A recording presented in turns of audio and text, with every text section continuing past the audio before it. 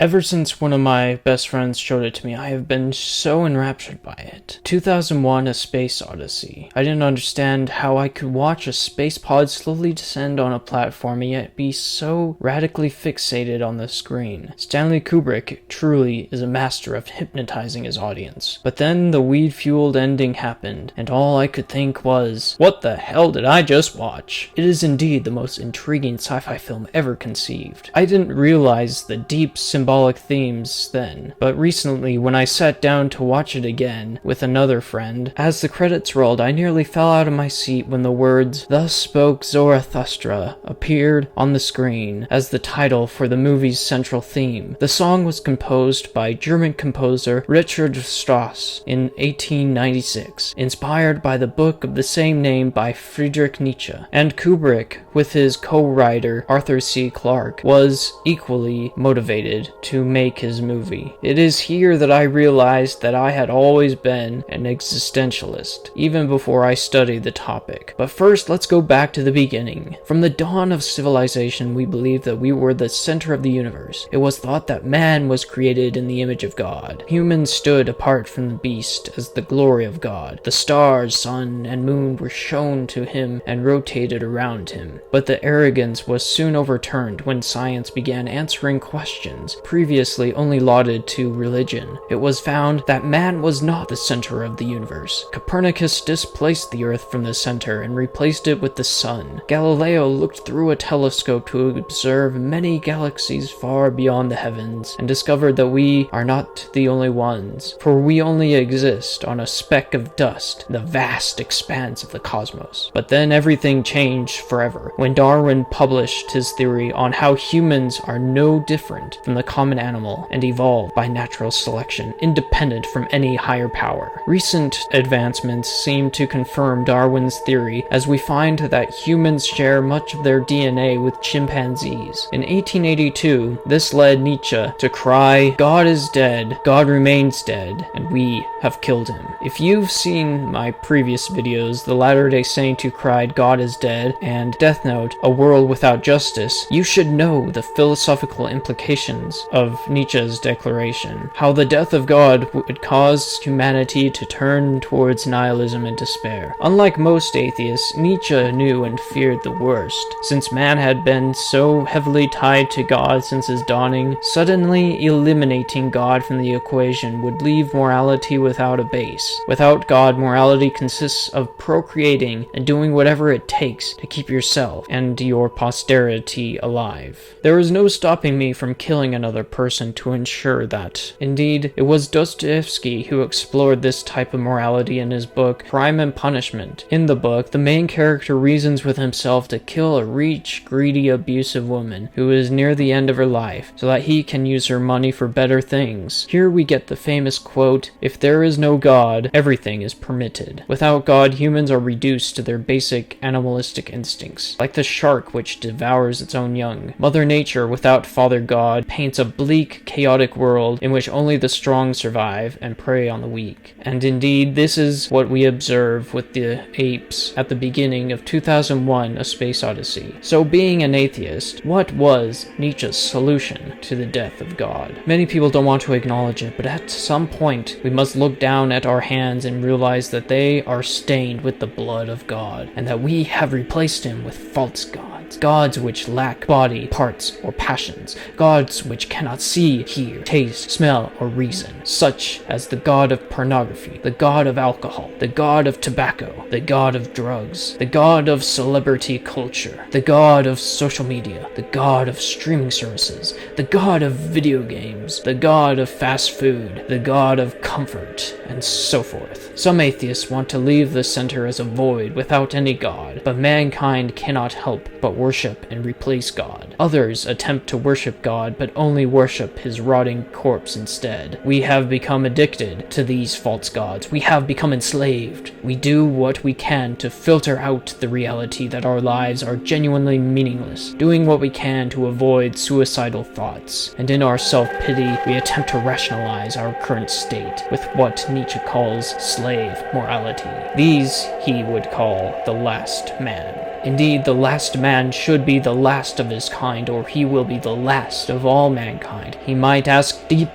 philosophical questions, but does not want the answers. What is love? What is creation? What is longing? What is a star? So asks the last man, and he blinks. He knows that life is full of pain, but instead of confronting it head-on and living it fully, he would lock himself in a padded bomb shelter filled with cotton candy and stuffed teddy bears. He would wish to forget his problems altogether. They are that which is described in the Book of Mormon as saying, "Eat, drink, and be merry, for tomorrow we die." These are they which occupy the great and spacious building from Lehi's dream. They will mock and laugh and point the finger of scorn, blind to the fact that their building has no solid foundation. In the book, Thus Spoke Zarathustra, the wise old man Zarathustra is turned away from a crowd after being mocked and laughed and pointed at with their finger of scorn. He had come to preach the Ubermensch to them, but the public met his teachings with ridicule. Instead, they wanted the last man. In The Gay Science, the same book in which Nietzsche proclaimed that God is dead, he gave us his solution to the problem, hidden in plain sight. Must we ourselves not become God simply to appear worthy of it? This is what the Ubermensch is. Translated into English, it means overman or superman. It is mankind evolving into gods, to become our own masters, independent from God. For indeed, if Nietzsche was a theist, he might say we ought still to live as though there were no God. But yes, indeed, we must become our own gods, our own masters, apart from the one true God. As Nietzsche wrote, "One repays a teacher badly if one always remains nothing but a pupil." As the most prominent religion to preach this concept of theosis, the Church of Jesus Christ of Latter-day Saints has always been viewed as quite strange to the general public. Indeed, many inside the church still find the doctrine hard to grasp, that they are certainly children of a higher power destined to inherit this power one day. But it is something we should be content with. As Joseph Smith taught, if men do not comprehend the character of God, they do not comprehend themselves. When I put out a video in which I asked questions for atheists, I was surprised to find that despite the many people who did post answers to the questions, none wanted to consider the two questions which dealt with a possible God. Indeed, God could not exist unless there was the possibility of a potential God. And if a possible God can exist, then there is the possibility of God himself existing. The transhumanist community of the Latter-day Saints is a curious one, especially since there are ones who even are atheists. They might not believe Joseph Smith saw God, but they believe in the principles and teachings of the church. But more importantly, though, they may say that God does not exist now, but he can live in the future. They believe in the possible God. Let us turn to the most famous atheist of our generation, Richard Dawkins, to see how he thinks a possible God could come about. It could come about in the following way. It could be that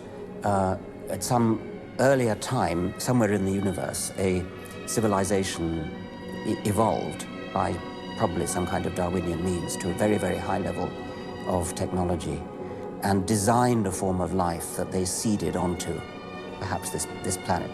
Now, that is a possibility and an intriguing possibility. And I suppose it's possible that you might find evidence for that if you look at the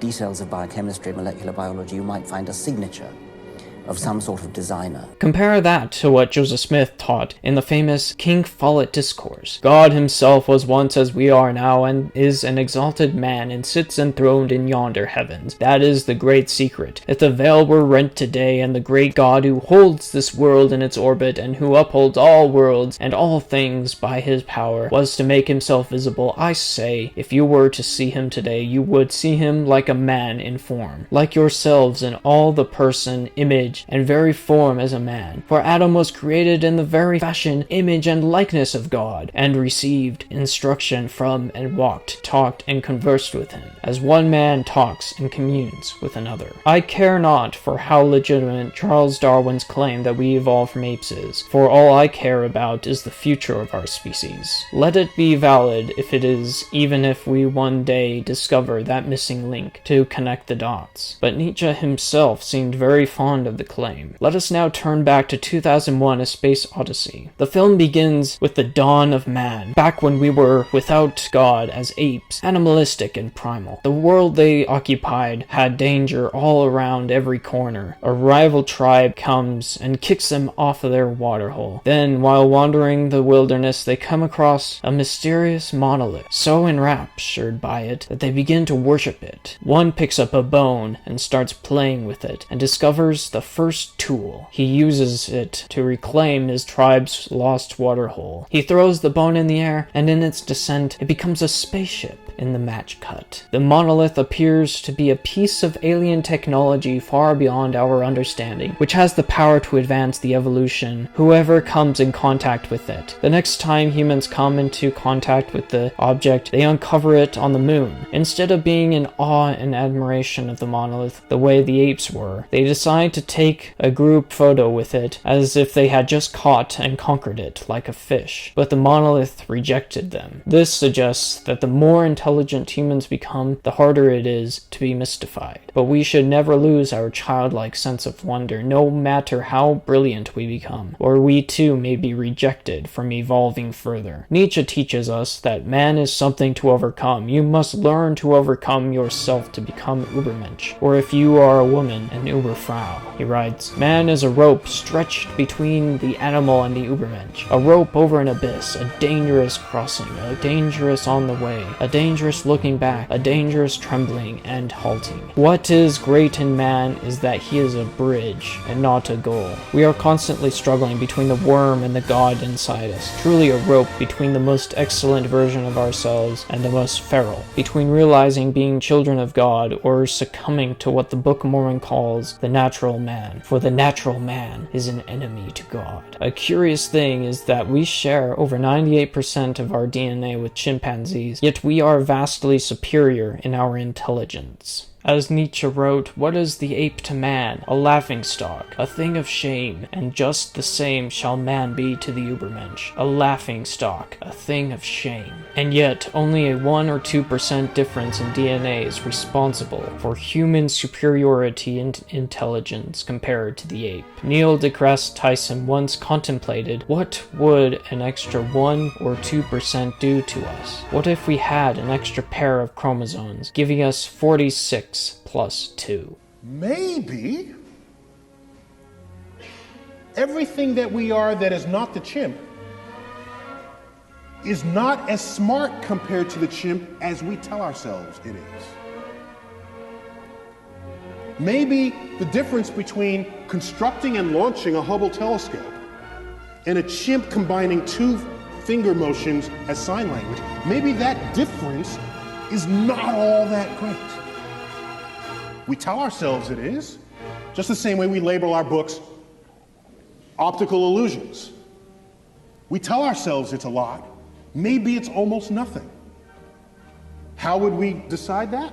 Imagine another life form that's 1% different from us, in the direction that we are different from the chimp. Think about that. We got 1% difference and we're building the Hubble telescope. Go another 1%. What are we to they? We would be drooling, blithering idiots in their presence. That's what we would be. They would take Stephen Hawking and roll him in front of their primate researchers and say, well, this one is like the most brilliant among them because he can do sort of astrophysics in his head. Oh, isn't that cute? Little Johnny can do that too. Oh, that's so nice. Oh, in fact, Johnny just did that. Let me get it. It's on the refrigerator door. Here he is. He did it in his elementary school class. This could be the only difference between us and God, that 1%. This could be the being who exists outside of space and time above the 6th or 7th dimensions. Any being like that would be God compared to us. But the question is, can man ascend to that level? According to physicist Michio Kaku, man may not be too far off from deification. You know, if you were to meet your great-grandparents of the year 1900, they were dirt farmers back then. They didn't live much beyond the age of 40 on average. Long-distance communication in the year 1900 was yelling at your neighbor. And yet, if they could see you now with iPads and iPods and satellites and GPS and laser beams, how would they view you? They would view you as a wizard or sorcerer.